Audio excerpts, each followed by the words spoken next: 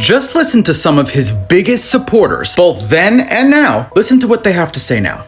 I want to say, what is happening to the man that I supported, you supported? And I will tell you right now, I do not recognize our president. Look, I have not exactly found the correct words to communicate how I feel about President Donald Trump. I sort of ignore the topic of his existence altogether. It just seems so insane based on what he ran on. I mean, this is why a lot of people feel betrayed, right? You buried the Epstein files. There is no border wall. You didn't deliver on mass deportations. You cut corporate tax rates for the rich by cutting Medicaid again. No infrastructure bill, no middle class tax cuts. You gotta refund the tariffs, and now we're in a regime change war with Iran. That's the breaking point. I'm out. It's funny because they keep saying they don't recognize this man. This is not the president. Who else recognizes him exactly how he is? Who else is not surprised that any of this shit is happening? Who else wasn't really down to vote in a convicted felon as president? Who else has believed all the women, over 100, throughout the years? What pisses me off about these people is they will support and back and defend until he turns on you. But it's okay if he turns on everybody else and says the most disgusting things to women and admits to doing things to women and is dangerous, not that smart. Maybe it's not a great idea to put the host of The Apprentice in charge of the free world. But eventually all of them start to backpedal, they start fighting each other. It's crumbling for you guys. But you all are the biggest reasons why this man is in office and all of this shit is happening. You defended and platformed and got all of your followers and listeners to vote Maga. All.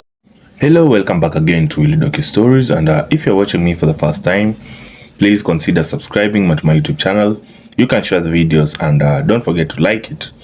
For those who have already did that, I'll give you a thumbs up. That's a very good job. We know we are here and we mean business. So right now there's a story coming out of West Virginia that's getting a lot of attention online because it touches on three things Americans care about a lot. And what are these things which Americans care about a lot? Energy prices, politics, and the cost of living. Residents in part of the United States say their electricity bills have skyrocketed, with some households reporting monthly utility cost of over $700. Others say over $800 and even close to $900. You can imagine. In some cases, people claim their power bills is actually higher than their mortgage payment. And what makes this situation especially interesting is that West Virginia is one of the most energy producing states in the country. It's known for coal, natural gas, and power plant that supply electricity across the region. Politically, the story has also sparked debate about the state overwhelmingly supported Donald Trump, who has long emphasized lowering energy cost and expanding American energy production. So naturally, what I'm saying is, when residents start seeing electricity bill this high, people begin asking questions about why cost and rising and who is responsible for that. So folks, in this video, we are going to break down what's happening, why these utility bills are high, and why the issue is now turning into a bigger political conversation. And folks, without wasting much time, let's get into it. Today's a day that I'm feeling a lot of remorse for having supported Trump and MAGA. Hey everybody, Rich here at Leaving MAGA at leavingmaga.org. Let me preface by saying that I am not making this video to elicit any sympathy or any pity from anyone, but it's just, it's one of these days that it's a stark reminder to me about the remorse, regret, and some of the guilt that I feel over having supported Trump and MAGA, not just as a mere voter, but someone who was an activist, who was a pundit, who worked on the Trump campaign, who donated to the Trump campaign, someone who was an unapologetic and public Trump and MAGA supporter as I was. And as the president threatens war crimes and probably nuclear war, it's just a reminder for me that I made a mistake. And I would ask all of you out there who right now have MAGA friends and relatives, I think a lot of them are starting to feel some regret. I think a lot of them are starting to privately and quietly have their own doubts, their own confusion, maybe questioning their beliefs. Maybe they're feeling a little bit guilt themselves about having supported Trump. It's just, today's the kind of day that, it makes me think that I once supported the Republican Party, and perhaps it's cynical of me to say this, but the Republican Party will not do anything to Trump. Trump knows that. When I was in MAGA, it was a fantasy of ours to kill off the GOP and remake it and transform it into a MAGA party. And I think if it means holding on the power, the Republican Party would let the country burn down to the ground and rule over its ashes. And I don't think that would be too steep a price to pay in the minds of the Republican Party. So reach out to your MAGA friends and family today. See how they're feeling. Ask them if they're having any doubts. Are they questioning what they're seeing? I believe many in MAGA, if not most, know that something is amiss in the country right now. Make sure you're following us at our socials. Make sure you subscribe to our newsletter at leavingmaga.org. You can get information on our support group, which is tonight at 7 p.m. It's online. It's for friends and family of those who are in MAGA, and also information on my memoir, One Betrayal Too Many. As always, appreciate you watching. Thanks so much for your support, everyone. Why is gas $5 a gallon? And why do I have to pay rent? And why is rent so high? And why do I have to drive my car and get the gas that I have to get to go to the job that I have to pay for rent? Why do I have to do all of that stuff? And why are you making it so fucking expensive to do it? I don't even want to get out and pump my gas. It feels like getting out and just knowing someone's gonna fucking stab you. Why would you get out? This is beginning. This is the beginning of life. What am I supposed to do forever? I have to get a fucking horse.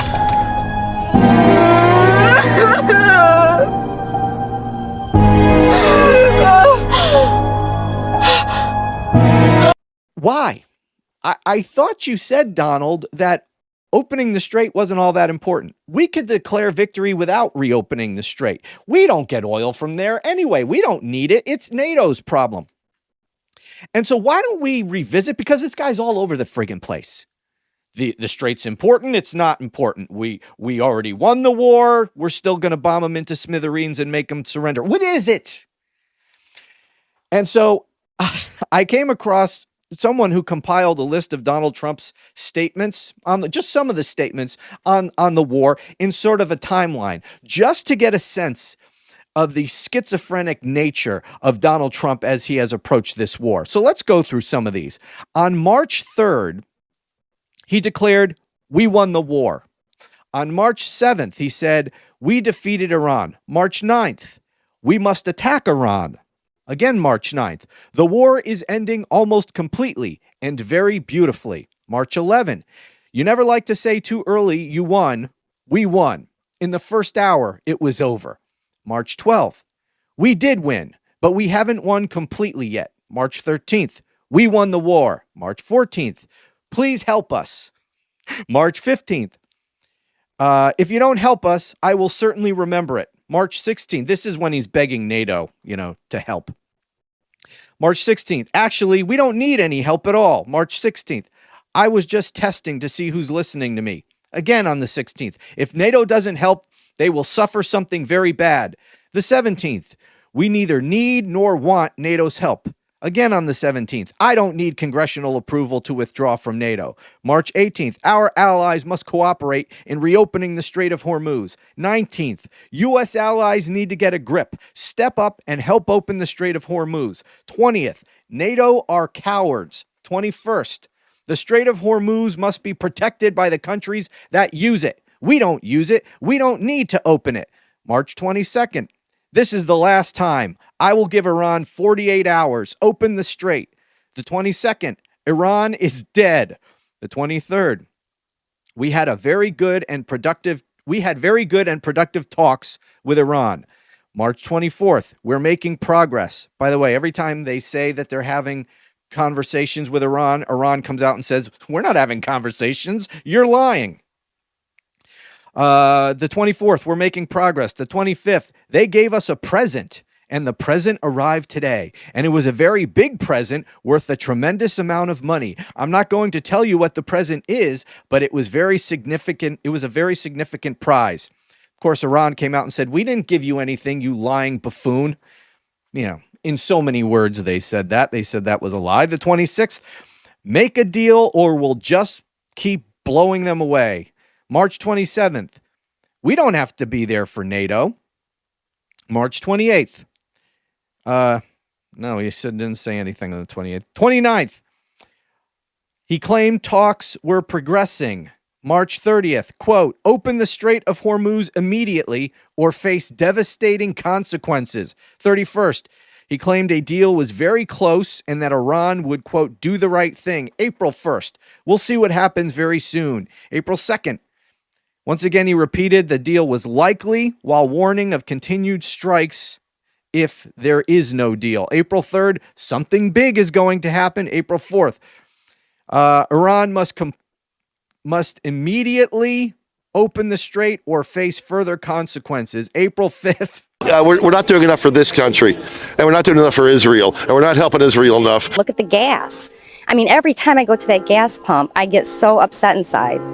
When Trump was president, gas prices were nowhere near this amount. It is getting to the point where people cannot survive. They're getting 2 or 3 jobs to survive. I think Donald Trump is talking to God, and when he enacts something, an executive order or something, it's because God actually told him? I don't know about that, but I believe he's getting his instructions from God. Yeah, I sure do.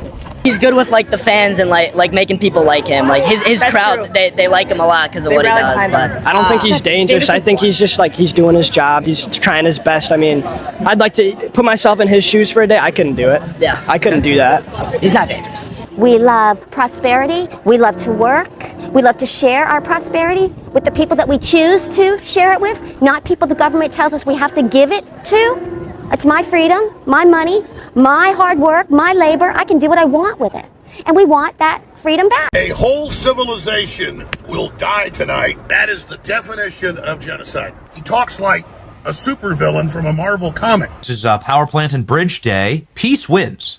War loses. It is vile. It begins with a promise to use the U.S. military to destroy civilian infrastructure, which is to say to commit a war crime. I saw this yesterday, and like Marjorie Greene and like Tucker Carlson and Candace Owens and everybody else, this is disturbing. It's actually sickening. But it's Easter Sunday. It's literally the holiest day of the year, and this is what you post? Oh, Trump says we love the Iranian people. We're going to make them live in hell. It's just so obvious slop from Trump on Easter. And just announcing war crimes. We're declaring war on the civilian population. Those people who are in direct contact with the president need to say, no, I'll resign. How do we 25th Amendment his ass? It's too late. I don't know what else to say other than it is too late. The rats are fleeing the ship. But the ship is at the bottom of the ocean. You're not going to 25th Amendment him. You're not going to impeach him. None of this is ever going to go through with the current Congress and setup that we have. It's not going to happen. And now the rats who are on the wheel steering it are saying, what's going on? It's too late. There's really nothing else to say. Thanks for waking up. It's too. Well, guess who might be facing up to 5 years in federal prison? Say hello to Miss Sagari. And just in case you don't remember who this lovely lady is, Here you go. And use our Second Amendment right and our common sense. At this point, this administration is begging us to rise up and revolt. And you see somebody with a MAGA hat? Pew pew. That's what we do. That's the way. It's the only way. Little did she know is that speech was in direct violation of 18 USC 875 Section C for transmitting a violent threat in interstate commerce. And with her sentencing scheduled for May 5th, 2026, she now faces a maximum of 5 years in federal prison, especially since the jury concluded that her videos went beyond political rhetoric and constituted as a credible threat encouraging violence against a group of people, also known as MAGA. So the moral of the story is, the next time you decide to post something on the internet, please be aware that not all speech is protected under the freedom of speech. Trump is the closest thing to God. Trump is the closest thing to God, really? Absolutely. So you believe that Trump is picked by God? I believe so. I believe that Trump is blessed by God. I believe that Trump has come from blessed parents. His parents worked for what they had. His parents made him, molded him to become the person that he is. But so Trump is selling Bibles for $60. Okay. Is that he's profiting off of selling Bibles? Is that a godly thing to do? Is it a godly thing for the Democrats to be okay with killing their babies? Is that okay? I guess you answered my question with another question. Okay. Just answer this question. Is it a godly thing to do for Trump to be? Absolutely. It's a business. He's a businessman. That's what this country needs. What do we need? What are churches doing? When you go to church, don't they ask you for $1? Don't they ask you to do this and that? Churches are businesses. This whole country's a business. So the answer is yes. Yes, Trump voters did want this. They want people to lose their jobs. They want people to lose their homes. They want the stock market to crash. They want kids to go hungry. Every single time your MAGA relatives or neighbors have told you they're sick of their tax dollars going to support food or education or clothing or housing for those people, this is what they were actually confessing to you. They like to hurt people because they think it's fun and they think it's funny. And they would rather make somebody else's life materially worse if it meant a couple of extra pennies in their own pockets, just because that's who they are. And as they always say, when somebody tells you who they are, you should believe. Yeah, folks, welcome back to Willy Docu Stories. I hope you've watched that video. It's very, very unfortunate. Now, here is what makes this story so strange. West Virginia is one of the most energy-producing states in America. Coal mines, natural gas, massive power plant generating electricity. You will think that people living in the place that produces this much power will have some of the cheapest electricity in the country. But for many residents, folks, the opposite is what is happening right now. People are posting their bills online showing charges of $700, $800, $900, and much more bills a month just to keep the lights on. You can just imagine the burden. But for a lot of families, that's more than their housing payment. And if you live in a state where wages are already lower than the national average, that kind of bill is brutal. Now politically, this gets even more interesting because lowering energy cost has been a huge talking point for Donald Trump for years. The idea was simple. Produce more American energy, reduce regulations, and reduce the regulations, and energy prices should fall. That message resonated strongly in places like West Virginia, where energy jobs are part of the local identity.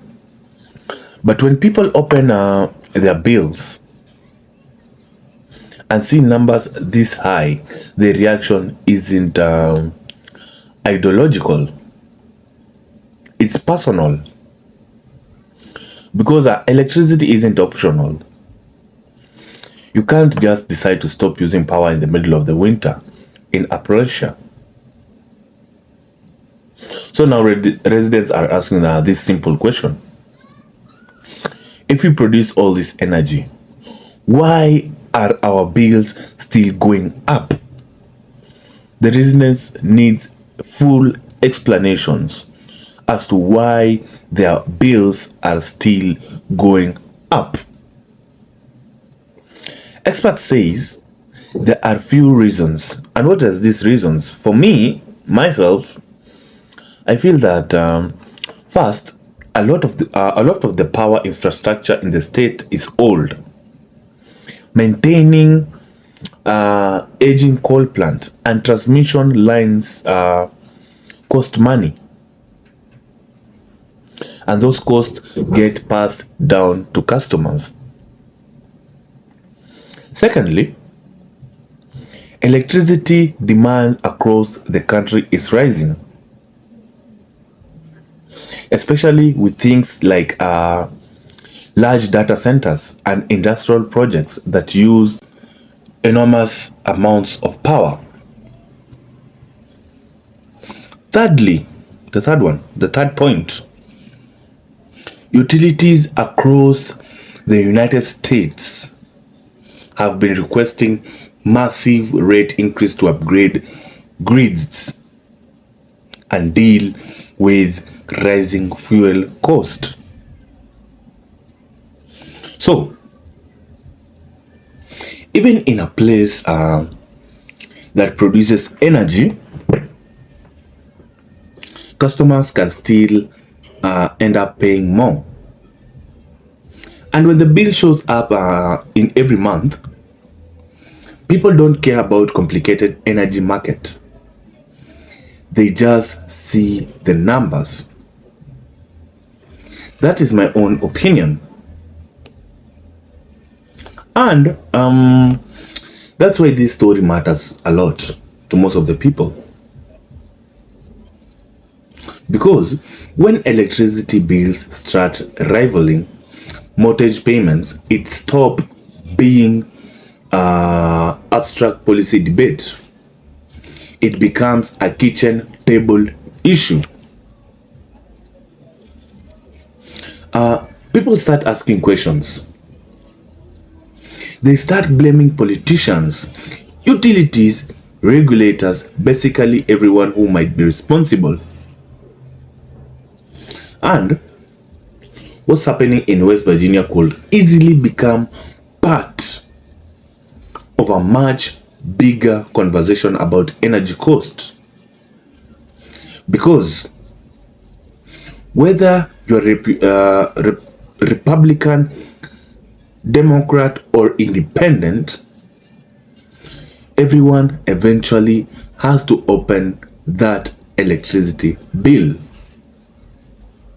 And when the lights start costing something like $900 a month, people everywhere are going to be to demand answers for whoever is responsible for the high cost of electricity. So folks, that is my own opinion. I want to know your own opinion in the comment section. Please keep the comment section healthy, because I just trying to get a solution of the problem, not to criticize each other about his or her opinion about the cost of electricity in West Virginia.